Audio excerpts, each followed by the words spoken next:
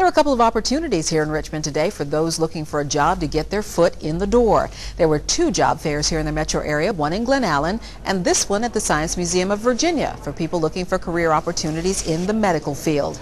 And some of the companies there today told us that they were seeing people who've been laid off in a variety of other fields who are looking for opportunities wherever they can find them.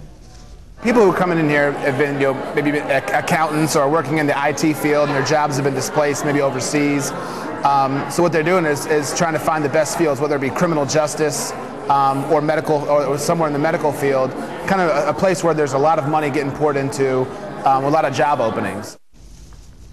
Well, job fairs are a great way to get your face and your name out there to companies that are looking to hire during these tough times. So what should you do to make sure you're putting your best foot forward? We're joined today by Steve Jones, who's a career consultant with Monument Consulting, here to share his 6 job fairs do's and don'ts. Hi, Steve. Thanks for joining us today. What is the best #1 do that you should do when you go into one of these job fairs? Absolutely. The best #1 do is to show up with a smile on your face and a bright, friendly attitude. Just enthusiasm, huh? Absolutely. Think about the recruiter on the other side of the table having to stand there for 6 hours and talk to 1,000 strangers.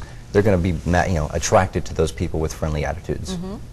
Absolutely. And we're looking at this full screen here, #2 on your list. Know what you want to do. What is that? Absolutely. Know what you want to do. Know exactly what you want to do, and target your communication. If you're in accounting, HR, IT, etc., just state exactly what you want to do, because that'll allow the recruiter, the hiring manager, to put you in that file, that bucket, and that is the first step. And you probably want to dress your best and maybe do your homework before you go. Absolutely correct. You definitely dress your best. Professional, conservative attire will never go out of style. And do your homework. You can typically find the list of attendees at a job fair on the job fair host's website. Do your homework before and research those companies. Okay, we've seen the do's. What about the don'ts here? Being pushy is not going to get you very far in this Absolutely this world, not. No. In fact, don't force your resume on recruiters and hiring managers. Till today, a lot of companies aren't even taking paper copies of resumes. This is for compliance in part, but also it's easier to manage an electronic database. #2, don't avoid companies that you don't think you're a right fit for. They can actually introduce you to companies, and everyone does network. #3, of course, don't be demanding or rude. Again, goes back to the smile and being friendly. #4, and this is so true, don't say, "I'll do anything." If you are that anything person, the next time a job with the title anything opens, you'll be called, and that quite simply never happens. Really? I can do anything.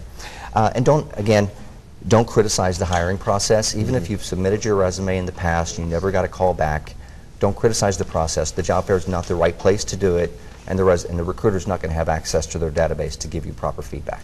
Great. 6 great do's, 6 great don'ts. So hopefully people were taking notes so that they can follow up on this as well. Steve, thank you so much for joining us today and for some great tips. Thank you.